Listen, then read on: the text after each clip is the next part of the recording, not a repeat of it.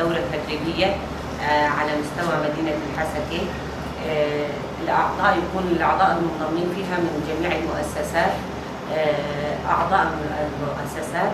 طبعا هالدورة يكون من أجل توعية المرأة إيديولوجيا، فكريا، سياسيا، وذهنية أمام الذهنيات السلطوية أو الذكورية. دائما المرأة مثلا الدورة لماذا نعطي الأهمية أكبر للمرأة؟ لماذا نعطي الأهمية لتدريب المرأة؟ مثلا المرأة دائما القائد، نشوف أن القائد عبد الله أوجلان هو أعطى حق للمرأة وهو يدافع عن حقوق المرأة، وهو الآن القائد يعني بالعزلة المشيدة في جزيرة إمرالي.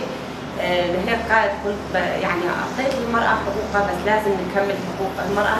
يعني قول أنا متأكد إنه المرأة هي تكمل الثورة، وهالثورة بتكون باسم المرأة. حياتنا وين روتيني، يعني جمالي تبلش حياتك انتوا تعطوني انا اعطيكم كمان. 19 تموز، شهداء 19 تموز. طبعا كان في 14 تموز كمان، 14 تموز استمراريه ل 19 تموز هي استمراريه ل 14 تموز على نهج وفكر وفلسفه القائد، وكنهج القائد لازم كإرادة المرأة نثبت وجودنا، نثبت كثورة المرأة التي عرفت ب 19 تموز ثورة المرأة.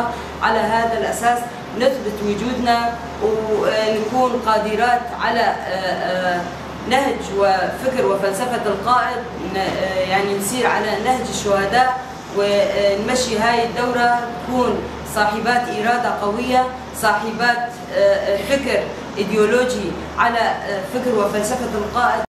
يبعدوا عني الخطأ، يوم يقع الإنسان بالخطأ ترجع تدربينه إنه يكون إنسان صح أو طفل بعيد عن الأخطاء.